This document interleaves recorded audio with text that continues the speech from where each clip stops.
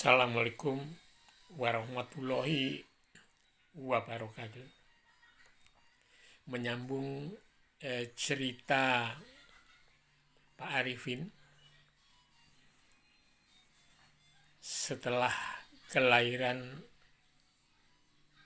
putri bungsu kami. Di cerita yang terdahulu, Pak Arifin sudah sampaikan bahwa anak putri bungsu kami ini terlahir dengan kondisi yang tidak proporsional. Bentuk kepalanya, jarak dua matanya, dan kemudian juga hidungnya. Terus ada polidaktilinya juga, kakinya, jarinya yang sebelah kanan itu jumlahnya 6.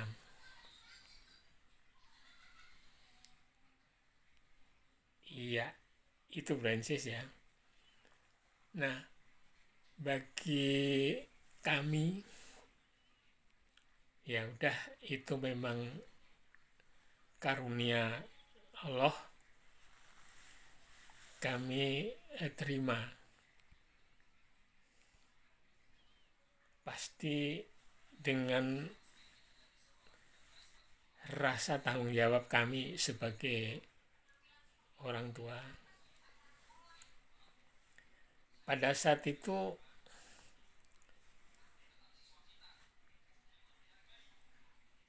memang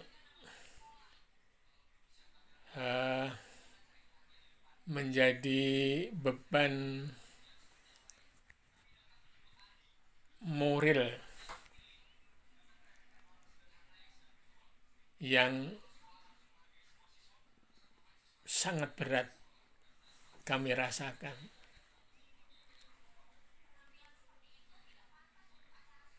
Bagaimana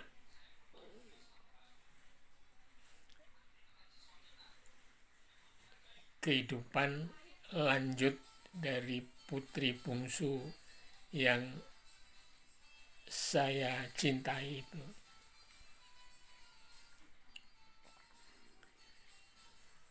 Alhamdulillah, Allah menunjukkan jalannya. Ketika anak saya baru berumur 20 hari, salah ya, di mana segera terdeteksi kelainan-kelainan baik yang nampak ya maupun yang tidak nampak, yang bagian otak dan sarafnya. Allah menunjukkan jalan. Kembali saya mengucapkan terima kasih pada dokter Gentur yang waktu itu menangani anak saya itu. Dia adalah spesialis bedah saraf dan rekonstruksi, nggak salah. Dia bilang begini, Pak Guru, tenang aja, saya akan mengawal putri Bapak sampai sebagaimana wajarnya anak-anak yang lain.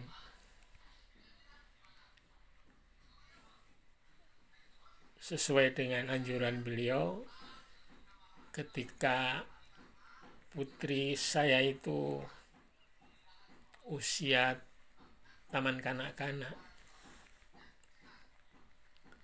memang ada kelebihannya putri saya itu taman kanak-kanak sudah lancar membaca, sehingga waktu wisuda lah ceritanya taman kanak-kanak, saya buatkan kata-kata sambutan dan dia membaca, lancar membacanya.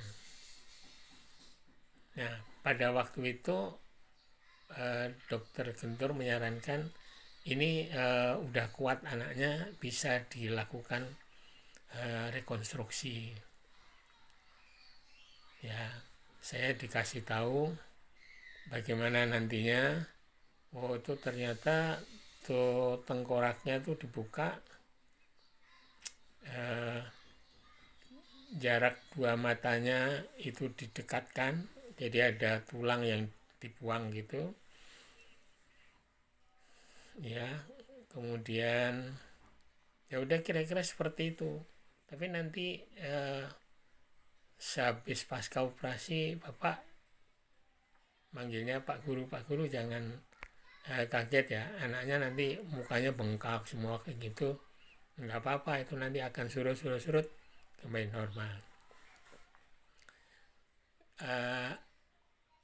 Pelaksanaan operasinya itu di rumah sakit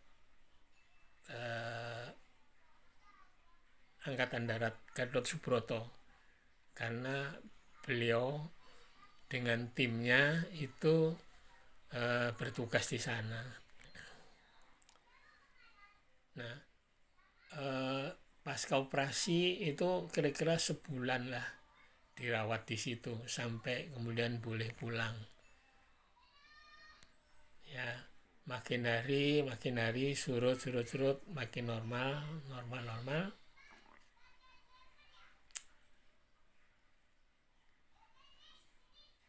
Selama sebulan itu ya Pak Arifin ya tidur di situ, dari rumah sakit mandi, ngajar, nanti pulang lagi di situ ya. Sekali lagi nggak bisa mungkiri ya, nggak bisa ditunjukkan di luar.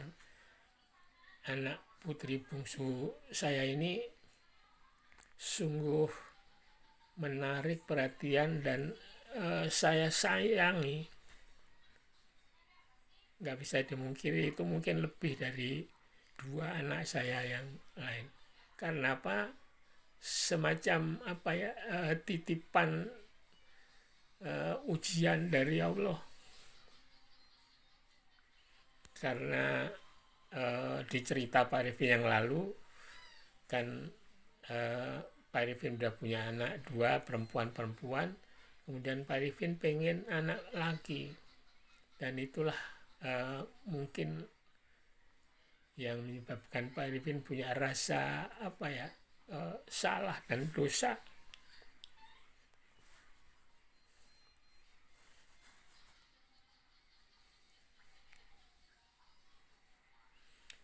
Nah, setelah selesai dari operasi biasa, sekarang wajahnya sudah normal seperti teman-temannya di TK itu. Tapi hidungnya itu masih belum normal. Hidungnya masih miring kalau nggak salah ke kiri atau ke kanan gitu ya. Nah, kembali lagi dokter Gentur, oh itu gampang Pak Guru, nanti kalau udah usia 8 tahun ya, usia 8 tahun dirapiin lagi hidungnya gitu, itu masalah kecil gitu kan. Terus sampailah di usia 8 tahun anak itu operasi hidungnya, dan hidungnya ya secara maksimal lah, hasil rekonstruksi itu ya sudah seperti yang teman-teman yang lain lah gitu. Karena saya sebagai ayahnya pasti nggak akan tega kalau kemudian anak itu diejek-ejek sama temennya seperti itu, sedangkan orang tuanya nggak punya langkah usaha untuk memperbaikinya. Nah, untuk semuanya itu kembali terima kasih pada Dokter Gentur yang menangani. Ternyata beliau itu menjadi satu ketua tim gitu yang seharusnya rekonstruksi kemudian yang lain-lain itu nggak ditanggung Askes BPJS kalau sekarang ya, Askes.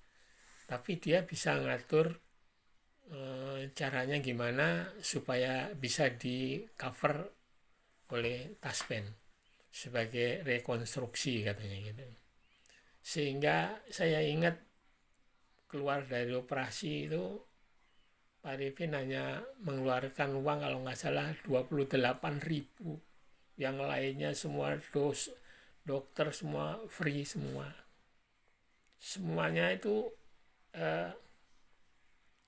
atas jasa dari Dokter Gentur yang ternyata beliau sangat menghargai profesi Pak Arifin sebagai guru dan memahami juga bagaimana mungkin guru negeri yang gajinya kecil bisa mengawal putrinya untuk rekonstruksi untuk itu dan sebagainya, seperti itu.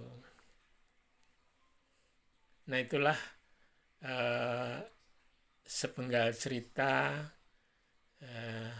putri bungsu Pak Arifin setelah kelahiran sampai kemudian dia masuk di SD. Penggal cerita berikutnya Pak Arifin lanjutkan, tapi masih tetap dalam judul semua doa dan harapan Pak Arifin itu ternyata semua dikabulkan Allah. Seperti itu. Wassalamualaikum warahmatullahi wabarakatuh.